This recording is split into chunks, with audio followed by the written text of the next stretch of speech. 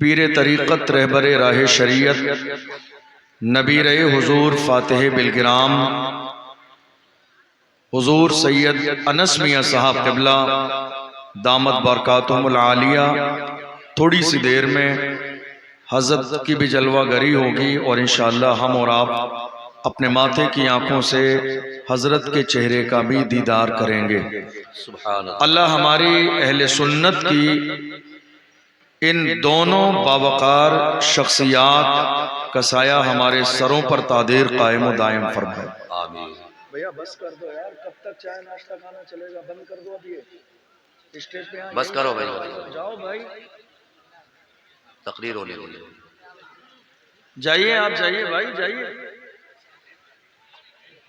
Already जलसे का हाल आपकी निगाहों के सामने, आपके चाय नाश्ते ही बंद नहीं हो रहे हैं अभी तक। भैया बड़े एहतराम से बैठ जाइए आप, बहुत इज्जत के साथ। बहुत ज्यादा आपने बातें चीतें शोर शराबा हंगामा कर लिया, कुछ देर तो एहतराम से बैठ जाओ आप। कुछ तो तमीज शऊर सीखो यार, कुछ तो खुदा का खौफ करो। अल्लाह वाले के उर्स का मौका है, जलसे की महफिल है, इतने बड़े बड़े उलमा इकराम आके बैठे हुए। आपकी वही चाल बेढंगी जो पहले थी वो अब भी है। कोई तमीज नहीं, कोई शऊर नहीं, कोई सलीका नहीं। पूरा खुतबा पढ़ दिया गया, दरूद शरीफ पढ़ दी गई, सब कुछ हो गया, आपके अंदर वही बदतमीजी। कुछ तो शर्म और लिहाज करो, कुछ तो एहसास होना चाहिए कि आने वाले बाहर से मेहमान आपके इस इलाके का क्या असर लेकर जाएंगे। कुछ तो एहतराम होना चाहिए। आप हुजूर की महफिल में बैठे हुए, ये जरूरी थोड़ी है कि आने वाला मेहमान आपको जो है चार बातें सुनाए तभी आप खामोश होंगे।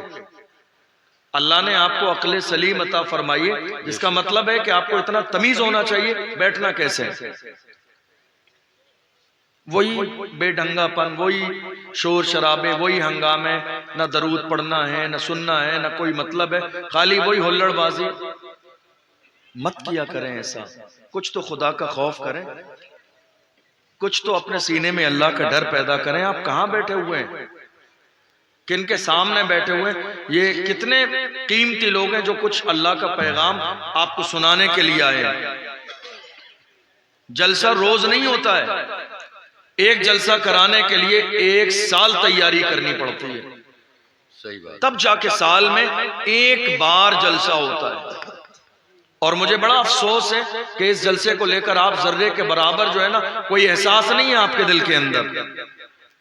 1 साल मेहनत करनी पड़ती है। इसकी तारीख लो, उसकी तारीख लो, उसको बुलाओ, ये इंतजाम करो, ये एहतमाम करो। और इतनी बड़ी शख्सियात हजारों किलोमीटर का सफर करके आपके दरवाजे पे पहुंचती हैं और आपको कोई एहसास नहीं जर्रे के बराबर।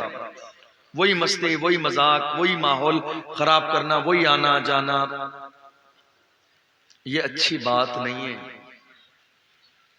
जरा सा एहसास पैदा करें अपने सीने के अंदर कि ये जलसे क्यों किए जाते हैं, इन जलसों का मकसद क्या है, उलमा हमारी महफिलों में बुलाए क्यों जाते हैं, इन उलमा को बुलाने का मकसद क्या है।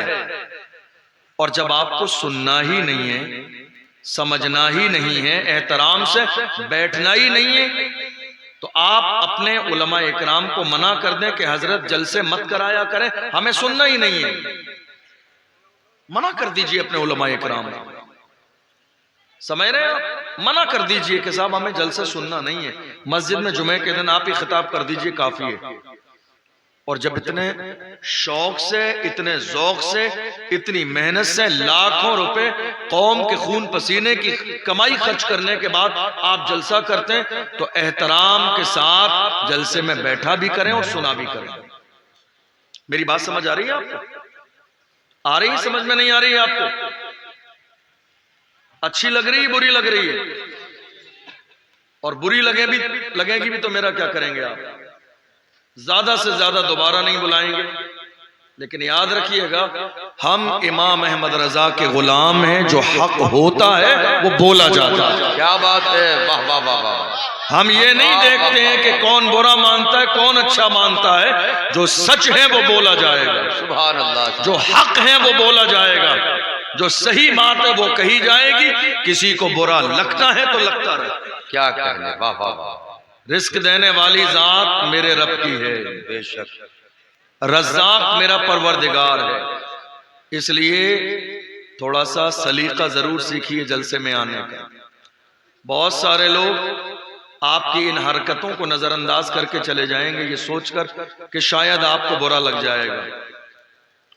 हम नजरअंदाज नहीं करते हैं, चूंकि एक आलिम को बुलाया ही इसलिए जाता है कि हमारी कौम में जो खामियां हैं वो उन खामियों की इस्लाह करे, वो जवानों को बताए कि जिंदगी गुजारनी कैसी है, वो कौम के जवानों को एहसास दिलाए कि तुम्हारी जवानी का मकसद क्या है, वो जवानों को ये बताने की कोशिश करे कि जवानों तुम्हारी जवानी शोर शराबे के लिए नहीं है, हंगामे के लिए नहीं है, फसाद के लिए नहीं है, नाच गाने के लिए नहीं है, शराबो शबाब के लिए नहीं है, बुराई गीबत के लिए नहीं है, गुनाह के रास्ते के लिए नहीं है। तुम्हारी जवानी हर जमाने में मोहम्मद अरबी के मिशन को आगे बढ़ाने के लिए गुजरी है। वाह वाह वाह वाह वाह वाह। इसलिए बहुत संजीदगी के साथ, एहतराम के साथ जलसों में बैठा करें।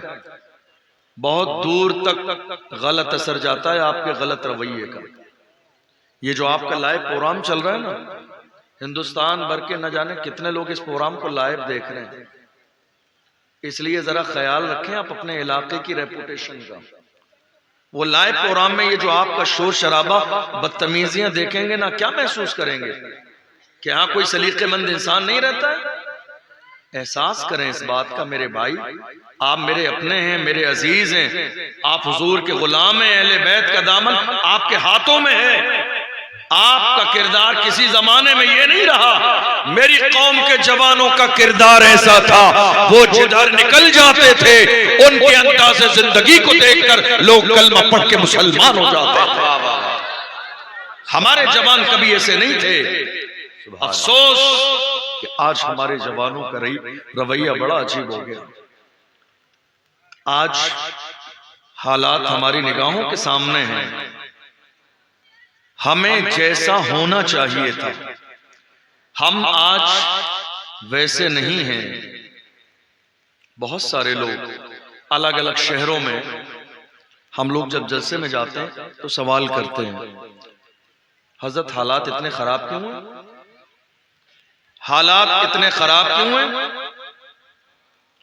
हैरानी की बात यह है कि सब कुछ देखने के बाद कौम मुस्लिम को आज तक ये एहसास नहीं हुआ कि हालात इतने खराब क्यों हैं। अल्लाह अकबर। क्या अब भी आपको सोचने की जरूरत है कि हालात इतने खराब क्यों हैं? क्या अब भी हमें यह समझ में नहीं आया कि हमारे हालात इतने खराब क्यों हैं? क्या अब भी आपको यह एहसास नहीं हुआ कि हमारे हालात इतने खराब क्यों हैं? याद रखिएगा, मैं सारा खुलासे के तौर पर 2-3 जुमले कहता हूं, और वो जुमले ये हैं, जब हम बेहतर थे तो हमारे हालात बेहतर थे। बेशक, सुभान अल्लाह। जब हम बेहतर थे तो हमारे हालात बेहतर थे। जब हम बिगड़ गए तो हमारे हालात बिगड़ गए। और हम जब सही हो जाएंगे तो इंशाअल्लाह हमारे हालात भी सही हो जाएंगे। बेशक, वाह वाह। जब हम बेहतर थे तो हालात बेहतर थे। आज हम कहां खड़े हुए हैं? मेरे आका ने जहां कौम मुस्लिम को खड़ा किया था, ये कौम आज वहां नहीं खड़ी हुई है। कोई ऐसा गुनाह जो हमारे दरमियान पाया ना जाता हो? अल्लाह। हमारी कौम में, हमारे मोहल्ले में, हमारे समाज में, हमारी सोसाइटी में कोई ऐसा गुनाह है? शराब हमारे यहाँ, जिना हमारे यहाँ, बदकारी हमारे यहाँ, गीबत हमारे यहाँ, जुए का निजाम हमारे यहाँ, सट्टा लगाने वाले हमारे यहाँ, गुनाह करने वाले हमारे यहाँ, शादी के नाम पर ढोल बाजे डीजे चलाने वाले हमारे यहाँ, माँ बाप के नाफरमान हमारे यहाँ, उर्सों के नाम पर शरीयत के खिलाफ काम करने वाले और बिलखुसूस मसलक आला हजरत से बगावत करने वाले हमारे यहाँ। अल्लाह। आप कह रहे हैं हालात खराब है, जमाना बहुत खराब है। हजरत मौलाए कायनात फरमाते हैं जमाने को बुरा न कहो, जमाना हमसे है, हम जमाने से नहीं। जमाना खराब नहीं है, जमाने में रहने वाले लोग खराब हैं, उनका रवैया खराब है, उनका तरीका खराब है, जिंदगी गुजारने का अंदाज खराब है, वरना हम किसी भी दौर में ऐसे नहीं थे। हमारी कौम आज क्या सोचती है, किसी भी आने वाले खतीब से सोचती है अभी हजरत आके एकदम जोशीली बलबला अंगेज तकरीर करेंगे, मजा आ जाएगा। याद रखना, मजे के बाद ही सजा मिलती है। जहां जहां मजा आता है ना, सजा उसके बाद मिलती है। मजे बहुत कर लिए आपने, सजा उसी की मिल रही है। अब गौर कीजिए कि जरा संजीदा हो जाएं और ये महसूस करें कि मेरी जवानी का मकसद क्या है। कहां है हमारे घर के हालात, कहां है हमारी बेटियां, कहां है हमारी औलाद, कहां है इस्लामी निजाम। कोई ऐसी चीज आज हमारी जिंदगी में शामिल नहीं है जिसकी बुनियाद पर रश्क किया जाए कि हमारे अंदर कुछ बेहतर है। लोग ये सोचते हैं, और बहुत सारे लोग हमारे ऐसे भी हैं, थोड़ी देर की तकरीर में लोगों को ये एहसास दिलाए जाते हैं कुछ करना नहीं है, तुम सब जन्नती हो।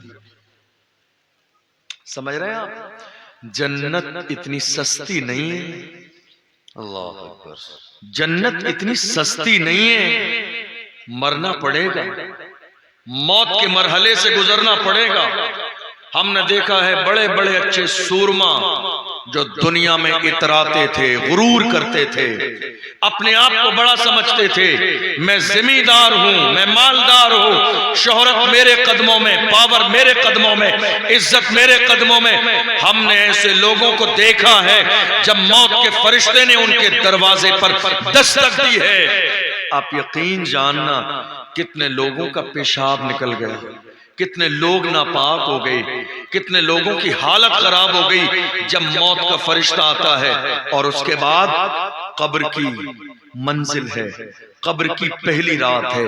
अल्लाह के रसूल ने इरशाद फरमाया, अल कब्र अव्वलु मंजिलुम मिन मनाजिलिल आखिरा फमन नजा मिन्हु फमा बादहु अयसर व इल्लम यंज मिन्हु फमा बादहु अशद। हुजूर फरमाते हैं कब्र आखिरत की मंजिलों में से पहली मंजिल है। जो यहाँ निजात पा गया उसके लिए आगे भी आसानी है, और जो यहाँ निजात न पाया उसके लिए कदम कदम पे मुश्किलात का सामना।